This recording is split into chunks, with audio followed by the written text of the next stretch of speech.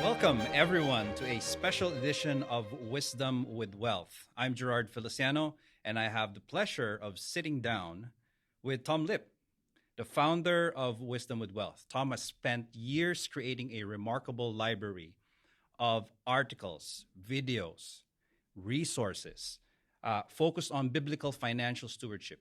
This is one of the most robust collections I have come across anywhere, Tom. And what interests me most about Tom's work is that while many people teach us how to get rich, Tom focuses on something even more important: how to think about money in the first place. So, hello, Tom. Hello, Gerard. Thank you for interviewing me. This is my first interview on this site, so it's a privilege. And it's an honor. Like, I guess I'm a guest interviewer. In most podcasts, the guests are the one being interviewed, as opposed to the one being the one who's doing the interview. But in this case, it's me doing the interview. So expect me to ask a lot of questions. Well, you're going to get me to reveal secrets, ancient financial secrets that I have studied for years. Yeah. And so I can't hide those any longer. Yeah. So tell me, Tom, why and how did you start collecting these gems of information?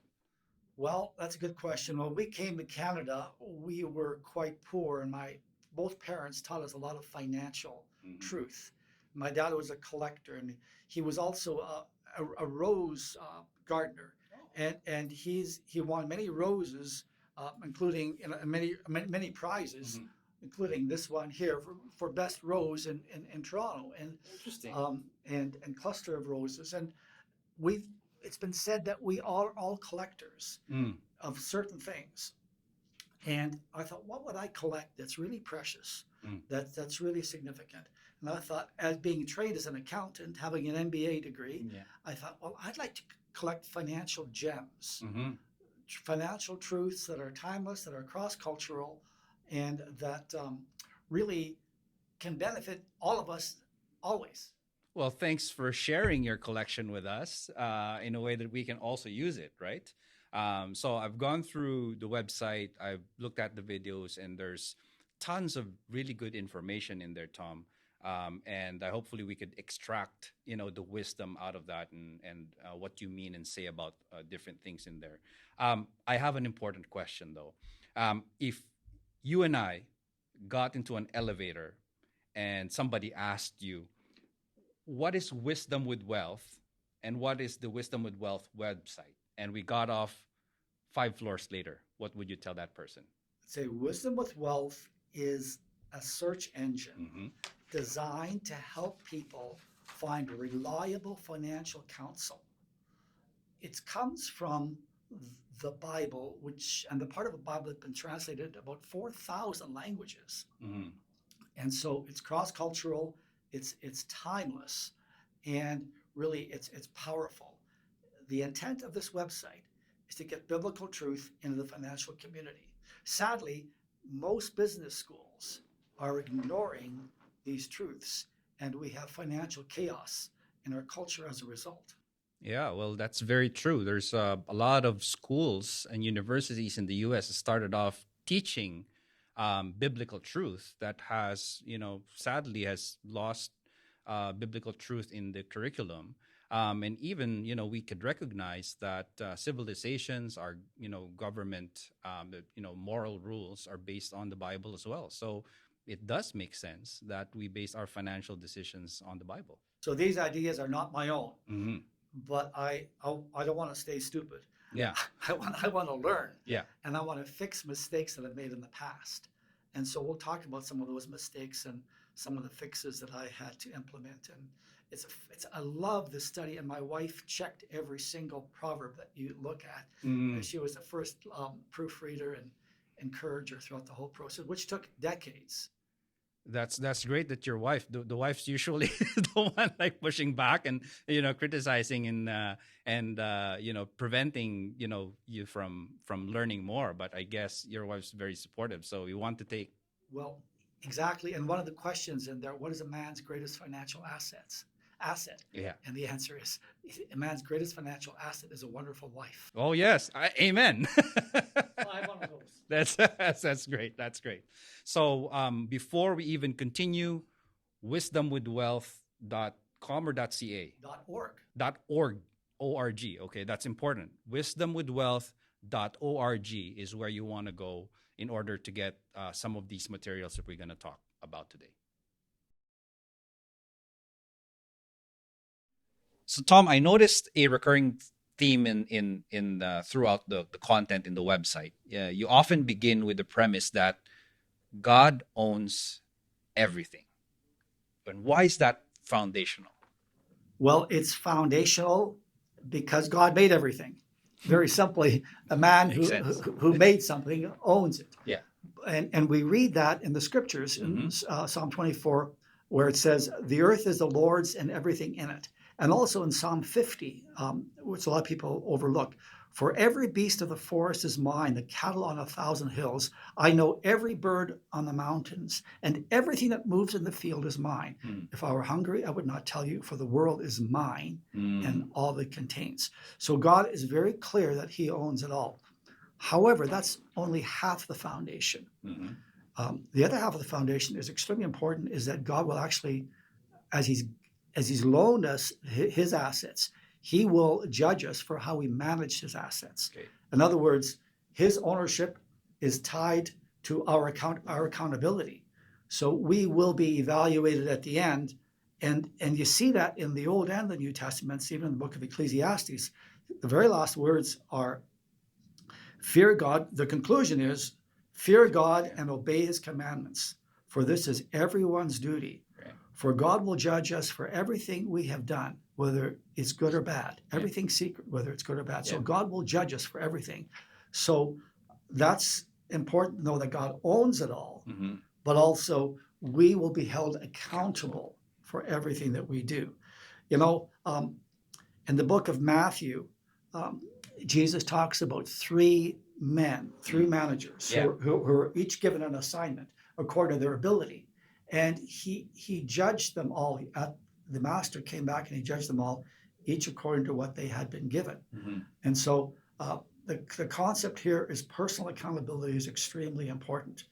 And true confessions. If I take a course or I'm doing some kind of study and I say near the beginning, is there a test at the end? And if the answer is yes, there is a test at the end, and it's important. You pay more attention. Better pay attention. Write notes. Not too much daydreaming on this one. That's right. You know? And so our life will have a test at the end. It's appointed for a man to die once. After that comes judgment. So God owns it all, 100% true. But the other supportive or shall we say joint truth is that we will be held accountable for how we manage his stuff that he has loaned to us for a while. Right. Yeah. So sort of like, and you're right, using the term manager is appropriate in terms of, you know, looking at our relationship with stewardship. And I think this is where many financial problems begin, the identity, right? Most people, you know, it's a self-made, right? Millionaires and, this is my money, this is my house, this is my investments. But the biblical perspective is God's money, God's house, and everything is God's, including, everything that we think we own. It belongs to God. Correct. And he will hold us accountable. There's nothing wrong with being a millionaire, a multimillionaire, or a billionaire. Yeah. But Jesus himself said, to whom much is given, much will be required. And so that's extremely important for us to understand that. And sloppy financial management is not looked kindly upon by our God. Because even when Jesus multiplied the loaves and the fish, he said, pick up the broken pieces so nothing may be wasted. Right. So the concept is there that he wants prudent financial management, whether we have a lot or a little. Right. Yeah. Well, if somebody genuinely embrace that idea that everything belongs to God, as you point out, and we are accountable to him, I'm curious, how would that change the way we spend money or the resources that we've been given? How do we save money and how do we invest money if that's our perspective? Well, that's a very good question. And when I was going to university, I did best on those exams Mhm. that I spoke to the professor about ahead of time. And Why didn't I think of that? well, the thing is, I wasn't the greatest. I'm not the sharpest knife in the drawer, but I like to get help. Yeah. And so if we take God seriously and we want involve Him and recognizing that He will judge us, whether it's a non-optional judgment, Yeah. then we'd be very prudent to find out how He thinks about money, what Yes. God thinks Okay. about money, and how He thinks in general. And so he basically has three key points of communication to us. The first point of communication is very public, and in terms of creation. When we look at the complex ecosystems that God has established, we see that it's the complexity in our world is mind-boggling. And we know there's a super intelligence behind there. So we know God is super, super smart. But the question is, does He care about ordinary people like us that are not always super, super smart?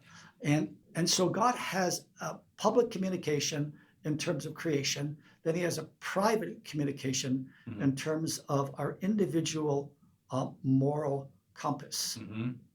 And people use the word sometimes conscience. Yeah. I kind of like that idea, conscience with science. So coupled with engineering, magnificent engineering and architecture and construction, there is a moral compass. Right. And we can choose to snub that moral compass, or we can choose to heed that moral compass.